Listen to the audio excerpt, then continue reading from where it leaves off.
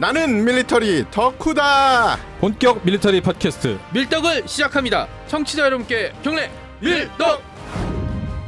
바로 안녕하세요. 놀러온 남자 정명섭 정정입니다. 안녕하세요. 군사 기자 태상호입니다. 안녕하세요. 월간 플래툰 이준규 기자입니다.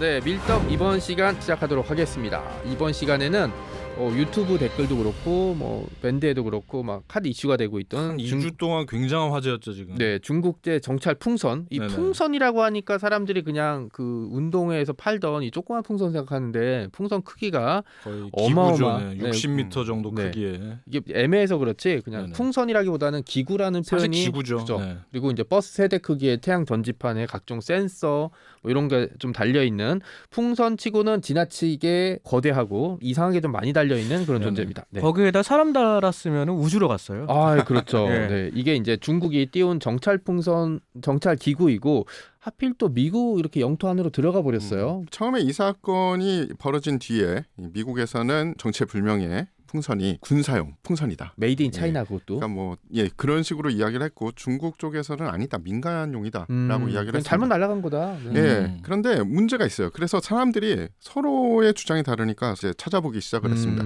그럼 중국의 민간용 기구 혹은 풍선들은 어떤 회사에서 만드냐? 기상 관측용 기구 같은 거. 맞습니다. 네. 그랬더니 중국의 그런 관련 제품의 70%를 생산해서 제공하는 회사가 주저우 고무 디자인 연구소라는 데가 있더라고요. 그래서 거기서 만드는 그 풍선과 기구들은 그런데 사이즈가 작아요. 크기 뭐 2m에서 3m 정도 크기죠. 예. 근데 이거는 크기가 어마어마하게 크잖아요. 그 재질 자체도 거기에 있는 재질하고 다릅니다. 그러니까 주저우 이 회사에 있는 재질과 제품과 다르다. 이 지금 격추된 풍선의 재질이 달라요. 그러니까 이건 특수 목적으로 만들었다라는 게 명확한 거죠. 그러니까 기상 관측용은 헛소리다. 그렇죠. 기상 관측용을 굳이 그렇게 크게 만들어서 굳이 멀리 미국 띄울- 쪽으로 가게 네, 할 그렇죠. 필요가 있나요? 그냥 미국 기상 위성이라든지 미국 기상 정보를 보면 되는 거니까. 그렇죠. 네. 이거 기상위성이라는 게 말이 안 되는 게 중국에서 출발 이 경로를 보면 중국에서 출발해서 심지어 한반도 남부를 살짝 걸쳐서 건넜습니다. 일본도 그다음에 지나갔죠. 일본도 지나고 태평양을 건너서 캐나다 지나 미국까지 갔거든요. 이게 몇만 킬로를 날아간 거예요. 그렇죠. 이게 정찰용이나 과학용 기구는 이렇게 장거리 날아가지 못하고 잘해야 뭐 100몇 킬로 아니면 정말 길게 가는 게 한 1000킬로 가거든요. 그렇죠. 근데 이건 목적 자체도 틀리고 그다음에 그 다양한 특히 통신 및 감청을 위한 센서류 같은 그렇죠. 거 그게 달려 있다는 거 그리고 그게 또 전력을 많이 쓰니까 태양 전지판까지 그렇죠. 달았어요. 이거는 그렇죠. 장거리 비행을 목적으로 한 거거든요. 애초부터 뭐 그런 네. 부분에서 그리고 특히 미국이 이게 군사 목적의 기구다라고 특정을 했던 게 북부 국경지대 몬태나주에 그렇죠. 2월 1일에 네. 발견했을 때 잘 봤거든요. 근데 이게 어딜 갔느냐 몬태나주를 따라서 미주리를 주로 이렇게 와 있는데 거기 뭐가 있냐면 미국의 비밀 ICBM 사일로드라고 전략 폭격기 기지들이 있습니다. 그러니까 B2, B20 그런 폭격기들하고 지금 B1기들이 폭격기가 있는 공군기지 상공을 지나갔기 때문에 이거는 군사 목적이다라고 판단을 하고 현지 시간 2월 4일에 F-21을 보내서 격추를 한 거죠. 그리고 이제 한 번만 발견된 게 아니고 여러 차례 발견됐고 이번이 또 처음이 아니고 몇 년 그렇죠. 전부터 했는데 네. 미국 영토 내에 들어왔던 건 이번이 처음이었고 이슈가 된 거였죠. 전에 4번 정도 발견을 했는데 그거는 국경을 벗어난 다음에 체크가 돼서 요번에 제대로 발견을 하고 대응을 한 거죠. 그러니까 국경 안으로 진입을 안 한 게 아니라 국경을 지나서 네, 이미 밖으로 지난 나간. 후에 좀 뒤늦게 발견을 한 케이스가 트럼프 때 한 3번 있었고 그렇죠. 바이든 대통령 시절에도 뭐 작년에 한 번 있었다고 하더라고요. 그리고 가장 중요한 건 어느 지역을 지나갔느냐입니다. 그렇죠. 그렇죠. 네. 그 전에 것들은 그렇게 발표할 만한 민감한 지역을 지나가지 않았죠. 네네. 그렇죠. 이번은 근데 요번은 딱 그 미국의 전략 기지나 목표들이 있는 곳을 쭉 따라서 내려왔어요. 그러니까 우연의 일치라고 북부에서. 보기에는 네. 너무나 민감한 지역을 갔기 때문에 미국이 이제 그 사실을 공개하면서 그렇죠. 이제 여러 가지로 이제 중국을 좀 압박하는 이제 모양새를 좀 띄우고 있습니다. 그러면서 이제 뭐 국무부 장관의 방중도 좀 취소를 하게 되면서 외무부 장관 방중도 취소했죠. 그렇죠. 미팅이 원래 있었는데 그것도 취소하고 지금. 네, 그러면- 블링컨 장관. 네, 그러니까 그러면서 기구를 격추하기 위해서 전투기를 띄웠는데 그걸로 보고 사람들이 저도 처음에 느낀 게 이거 닭 잡는데 소 잡는 칼 쓰는 거 아니야?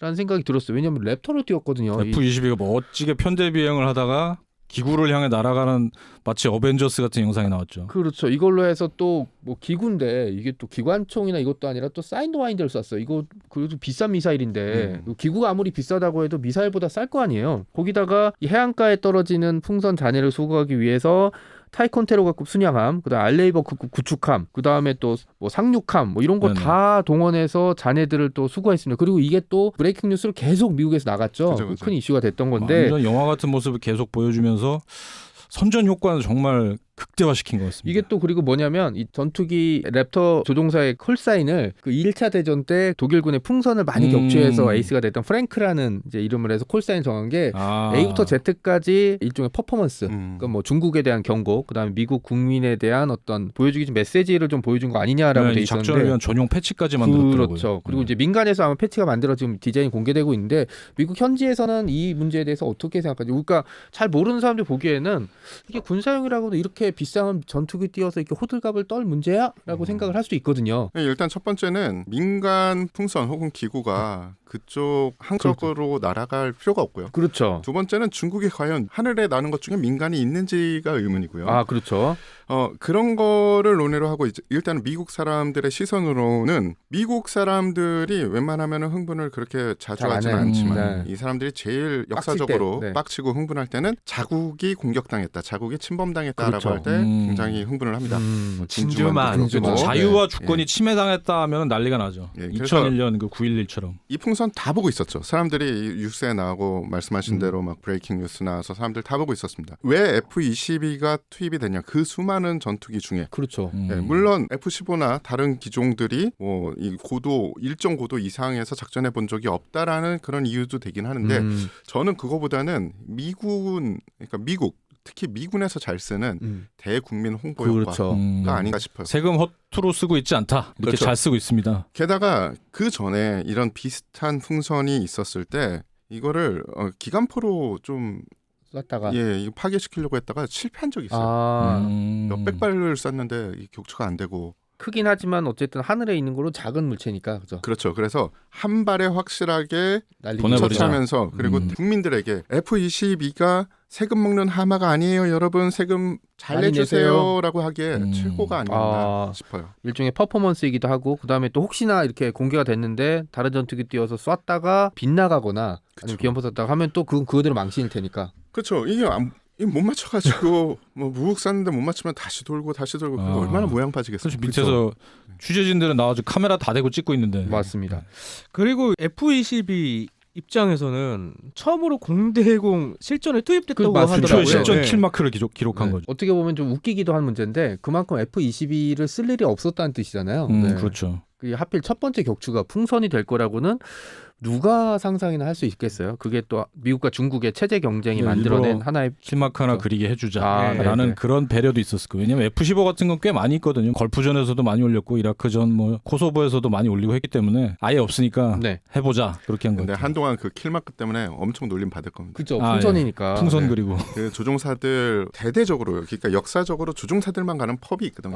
그렇죠. 거기 가면 탑건 같은데 나오는. 거기 가면은 그 기라성 같은 조종사들이 풍선 쏘네야, 풍선 쏘네. 하고 저 같으면 풍선 가지고 와서 옆에서 한번 터트릴 거야 이렇게 반으로 찔러갖고. 그 정도는 해야죠. 그럼 또 싸움질하고 또 그렇죠. 뒤집어지는 거죠. 그 정도 호연지기는 있어야죠. 맞습니다. 근데 이 가운데에서 뉴스가 계속 나왔어요. 그렇죠. 두 번째는 알래스카에서 발견되고 세 번째는 캐나다 영공에서 네 번째는 미국도 휴런호 상공에서 발견돼서 다 격추를 시켰는데 이거는 미확인 물체라고 보도를 했거든요. 그런 의도는 무엇이 있을까요? UFO라고 한 게 어떻게 보면 지금 다 이게 예를 들어 중국 거라고 확인이 됐어도 미국으로서는 추가로 터뜨릴 카드를 갖고 있는 거죠. 물론 격추한 지 얼마 안 돼서 지금 제대로 확인이 안 됐을 수도 있는데 확인이 됐더라도 제가 보기에는 이게 중국이 뭐라고 반발했을 때 또 한 번 터뜨리기 위해서 카드로서 갖고 있을 겁니다. 그렇죠. 그리고 이제 휴런하면 이제 5대5 쪽이면 미국과 캐나다 사이에 위치 같으니까 이것도 이제 경로도도 확인을 한번 좀 해봐야 되겠죠. 그리고 여기에서 문제를 더 키운 게 사실 중국이에요. 얘들은 사과라는 걸 할 줄 몰라. 이거 했으면 그냥 미안해요, 잘못했어요, 뭐 레든지 아니면은 그냥 가만히 있으면 됐는데 중국제라고 해도 뭐 미확인이다 이러면 되는데 그냥 민간이용이다. 이걸 우리나라 재산인데 왜 부수느냐. 니네들은 우리나라 안 쳐들어왔냐. 우리나라 영공 감시하지 않았냐라는 식으로 이게 발끈했어요. 딴 나라가 이렇게 발끈하면 가만 안 있으면서 자기 나라는 항상 이렇게 얘기를 하면서 어떻게 보면 미국이 더 강경하게 나간 원인을 제공해 줬거든요. 그러니까 바로 미국이 또 발표한 게 사실 이 유사한 풍선이 5대6 40여 개국을 침범했다. 기록이 있다라고 딱 하니까 또 일본이 난리 났어요. 왜냐하면 몇 년 전부터 이상한 풍선이 날아다닌다고 SNS에 올라온 그 영상들이 꽤 있는데 그게 보니까 다 이 중국 기구랑 똑같았던 거예요. 센서 달리고. 그런 식으로 지금 또 하나하나 밝혀지고 있어서 지금 일본 뭐 방위성도 지금 난리가 나고 이런 상황이라. 그리고 과연 한반도는 거기서 안전했느냐. 그렇죠. 네.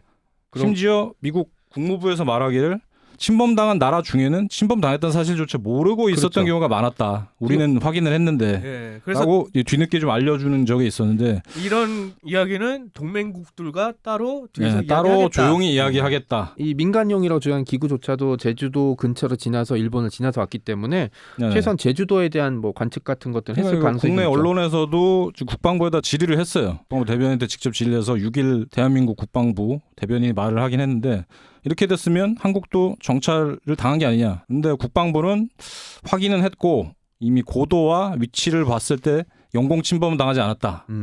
그래서 정보 누출이 많지는 않았을 거다라고 발표는 했습니다. 왜냐하면 또 제주도 남쪽에 해군기지 있어요. 그러니까 네네. 제주도 루트를 잡았던 게 저는 이걸 보기 위한 가능성도 좀 있거든요. 그 가능성이 높죠. 이어도 관련 그런 또 그렇죠. 분쟁이 있기 때문에 예. 가는 김에 한국 것도 슬쩍 보고 가자. 그리고 일본도 이렇게 안쪽으로 살짝 훑고 갔어요. 그렇죠. 네. 거기가 또 다 돌연선. 그렇죠. 중국과 문제가 있으면은 해상자위대 출동하는 그 군항들이 있는 곳이거든요. 겸사겸사 다 보고 간 거죠. 야, 근데- 근데 야비하네요. 근데 저는 이거 보면서 항상 한 가지 궁금했던 게 중국이 위성이 없었던 것도 아닌데 왜 위성 대신에 이렇게 모양새 빠지게 풍선을 띄워 보냈냐. 왜냐면 위성은 또 어떻게 보면 실시간으로 정보를 받을 수 있는데 이 풍선 같은 경우는 아직 확인이 안 됐지만 풍선에서 뭐 카메라라든지 이렇게 레이더로 습득한 정보를 바로 중국이 실시간으로 받아볼 수 있을 것 같진 않을 것 같거든요. 그럼에도 불구하고 풍선을 사용한 이유는 뭘까요? 중국 정찰 풍선을 첫 번째로 터뜨렸던 잔해에서 어떤 게 나왔냐면은 통신 수집 장비, 위치 파악용 다중 안테나, 정보 수집 센서. 세 번째는 이제 큰 태양광 전지판. 말 그대로 네 번째는 신호 정보 수집 기능 있는 그 장비. 이렇게 발표가 됐거든요. 쉽게 말해서 그 모든 전자 첩보 장비의 크리스마스 트리라고 할 수 있습니다. 그러니까 저가형 SAR 위성이라고 네, 보면 왜냐하면 아. 이게 기구는 이렇게 해봤자 뭐 그렇게 비싸지가 않은데다가 대량으로 만들어서 이렇게 또 뿌릴 수가 있겠죠. 사용할 수도 있고. 좀 저가로 운영할 수 있고 그다음에 위성이 안 볼 수 있는 부분. 그러니까 예를 들어 경로를 지정할 수 있었다면 이제 위성은 일정한 궤도가 있기 때문에 좀 못 볼 수 있는 부분들을 이렇게 샅샅이 볼 수 있기 그렇죠. 때문에 샅샅이 아닐까. 이렇게 네. 뒤지면 다닐 수도 있고. 네. 저희가 중국의 의도에 대해서 지금 바로 이야기하는 거는 약간 시기상조일 그렇죠. 네네. 수밖에 없는 게 지금 수거 장비만 있고 그 수거 장비를 다시 분석을 해야 됩니다. 어떤 걸 찍었고 어떤 걸 이제 그 어떤 정보를 분석했는지. 내보냈고 얼마나 자주적으로 내보냈고 그리고 뭐 이 장비의 성능은 과연 어느 정도인지 그걸 알아야지 중국이 원했던 풍선으로 얻을 수 이루고자 있었던, 했던 네. 그 효과를 목표. 우리가 네. 알 수 있죠. 하지만 정황이 그렇다면 대부분 맞다. 저는 라는 그런 그쵸. 이야기가 미생에서 나오거든요. 특히 중국이 발끈했다. 이거 뭐 캥긴다는 뜻이거든요. 이거는 군용은 확실해요. 음. 누가 봐도 이 누가- 수거된 장비만 봐도 군용은 확실한데 이거 누가 이거 기상용 같은 그죠, 거라고 하겠어요. 네네. 이거를 보고. 이 문제는 뭐냐면은 그 중국의 속내, 중국의 의도를 파악하는 데에 있습니다. 그렇죠. 네. 그래서 이거는 분석이 좀 끝난 다음에 이 항적과 분석이 다 끝난 이후에 후에 우리가 결론을 확실하게 알수 내리고. 있죠. 네. 그러면 이제 마지막으로 이제 한번 생각해봐야 될 문제가 뭐 그 분석 얘기할 때 나왔지만 우리도 얼마 전에 이제 무인기가 이제 서울 상공을 해집고 지나갔잖아요. 그래서 발칵 뒤집혔는데 이런 풍선이 만약에 우리나라 상공에서 발견이 됐다. 그럼 이제 우리는 어떻게 대처를 해야 될까요? 우리도 F-22가 있으면 좋겠지만 F-22는 없는데. 네, 그럼 35 같은 거 띄워서 이걸 격추시키는 퍼포먼스를 해야 될까요? 아니면 그냥 못 본 척하고 넘어가야 될까요?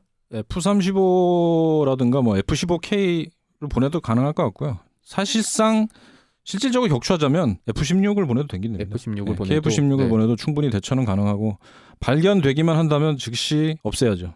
위험 요소니까요. 또 이번에 미국에서도 육지에서 격추하지 않았던 게 이제 지상에 떨어지면 네네, 인명 피해도 피해가 날 수 생길까 봐 있다라는 그렇죠. 네. 분야. 그다음에 또 지상에 떨어지면서 파편이 더 부서지면 분석하기 어렵다는 지점이 좀 있어서 뭐 뉴스에는 기구를 봤다고 총으로 쏘지 마라라는 이제 얘기까지 이제 나올 정도였는데 우리도 만약에 격추를 하게 되면은 분석을 위해서 이제 바다나 해변가에 떨어뜨려야 되는데 뭐 그것도 좀 문제가 될 수 있겠네요. 또 그렇죠. 서해는 좀 애매하고 우리는 동해는 애매한 또- 게 네. 국토가 너무 작아요. 그죠. 국토가 너무 작고 미국처럼 뭐 어느 정도의 범프가 있는 그렇죠. 지역이 별로 없잖아요. 네네. 그래서 그게 좀 애매하고 미국은 격추 지점을 전략적으로 골랐습니다. 그렇죠. 뭐 전자장비나 아니면 달려 있는 것들은 대부분 지상 쪽으로 떨어뜨렸고 나머지 이 본체죠. 네. 본체인 풍선은 바다로 떨어뜨려서 네. 뭐 사실은 풍선 안에 집어넣을 수 있는 게 그다지 많지는 않겠죠. 뭐 많지는 않거든요. 네. 그러니까 그거는 그냥 흘려보내고 그러니까 이 미군이 재밌는 게 어떤 점이 우리가 좀 배울 점이냐면은 성급하게 격추를 안 한 점이 우리가 배울 그렇죠. 점이에요. 네네. 제일 최적의 증거를 모을 수 있고 우리가 지상에서 수거해야 될 것은 지상에 떨어질 수 있게 그리고 풍향을 봐서 바다에 흘려보낼 건 바다로 떨어질 수 있게 딱 그 지점에 그 시간을 골라서 타격을 한 겁니다. 우리나라 같았으면 이런 얘기하면 뭐 비하하는 거 아니냐고 했지만 압박이 어마어마해서 일단 격추시키고 봤을 것 같아요. 미국도 압박이 있었어요. 그렇죠. 미국도 이 시민들이랑 이 언론에서 여론이 굉장히 안 좋긴 했죠. 아니, 저렇게 눈앞에서 떠다니고 있는데 왜 빨리 떨어뜨리지 않느냐. 군에서는 위험이 있다고 그러는데 그럼 그 위험이 뭐냐 그거에 대해서 왜 발표를 안 하냐 계속 이러는데 미군이 잘한 거 그리고 미국 정부가 잘한 거는 그래도 끝까지 굳은 심지로 지키고 있었다는 거죠. 확실히 합리적인 판단에 서둘지 않는다는 게 강점인 것 같습니다. 그게 이제 미국이 강대국인 뭐 이유이기도 하고 좀 그렇게 생각을 좀 해보고 있습니다. 그래서 좀 이번 시간에 굉장히 큰 이슈가 됐고 앞으로 이거는 시작에 불과하고 어떤 정보가 나올지 그리고 이걸 어떤 방식으로 어떻게 공개할지 이제 미국의 손에 담겨 있기 미국도 때문에 지금 하원 그 쪽에 의원이 딱 말했는데 결정적인 증거를 발견했다라고만 얘기를 했어요. 그걸 언제 공개할지 이제 그렇죠. 미국 마음이죠. 네네. 네. 그냥 뭐 카드로 갖고 있겠다. 그렇죠. 맞습니다. 그래서 이게 또 우리나라에게 미친 영향에 대해서 그리고 최근에 이제 우크라이나 러시아 전쟁과 더불어서 신냉전으로 가는 하나의 열쇠가 되지 않을까라는 생각을 좀 해보고 있습니다. 저는 더 걱정이 사실은 북한이 이런 비슷한 걸로 해가지고 또 재미를 좀 도발하지 봤죠. 않을까. 풍선으로. 이제 북한은 사실은 재래식 전력으로는 그렇게 큰 재미를 못 보니까 맞습니다. 네. 계속적으로 이런 좀 이 생각을 벗어난 도발을 많이 하거든요. 그러니까 못된 것만 배운 것 같아요. 그렇죠? 북한도 무인기에다가 이 음파라고 전파 관련 이런 센서 달아서 내려오지 않을까 싶습니다. 그러니까요. 지금까지는 그냥 광학 정찰에만 그렇죠. 의존을 했는데 네. 센서 좀 달고 내려오지 않을까 싶습니다. 이런 여파들을 좀 걱정하면서 추가적인 정보가 들어오게 되면 다시 한번 다뤄보도록 하겠습니다. 이것으로 이번 시간 마치도록 하겠습니다. 자, 청취자 여러분께 동네 밀떡!